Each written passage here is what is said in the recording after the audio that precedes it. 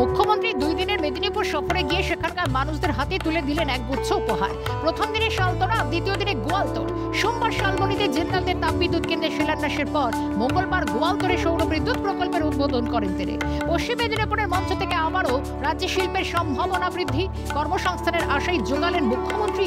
কি বলছেন সেখানকার মানুষ তা জানতে পৌঁছে যায় সিএন। আম আদমি কাজ পাবে, বেকার ছেলে পেলে যে ঘুরে বেড়াচ্ছে সেগুলো নিয়ে কাজকর্ম করে কেউ। মেদিনীপুরে বিদ্যুৎ প্রকল্প গড়া নিয়ে রীতিমতো যেন কল্পতরু মমতা বন্দ্যোপাধ্যায়। দুদিনে তিনটে বিদ্যুৎ প্রকল্প।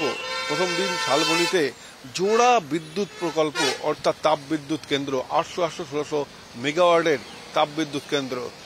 তারপর দিন অর্থাৎ মঙ্গলবার মেদিনীপুরের মঞ্চ থেকে তিনি উদ্বোধন করলেন গোয়ালতোড়ে সৌর বিদ্যুৎ প্রকল্প। এতে আমরা আশা করি তাপবিদ্যুৎ এবং জলবিদ্যুৎ কেন্দ্র হলে আমাদের চাষিবাসী সম্প্রদায় এবং ব্যবসায়ী সম্প্রদায় প্রচুর লাভজনক হব, এই আশা রাখি। মমতা দি আরও বিদ্যুৎ সাফল্য দিন, এটাই আমরা চাই আর কি।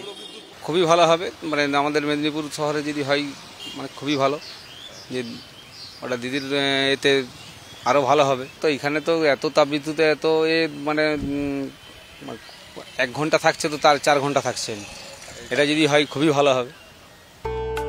বিদ্যুৎ প্রকল্প ছাড়াও একাধিক প্রকল্পের উদ্বোধন ও শিলান্যাস করলেন মুখ্যমন্ত্রী। আগামী দিনে রাজ্যের 8 লক্ষ মানুষ এই সমস্ত সরকারি প্রকল্পের সুবিধা পাবেন। এছাড়াও শালবনীতে স্টেডিয়াম, মেদিনীপুরে জল সংশোধনাগার, পথশ্রী প্রকল্পের প্রায় 264টিরও বেশি রাস্তা, বহু সড়ক পথ তৈরি ঘোষণা করলেন মমতা বন্দ্যোপাধ্যায়।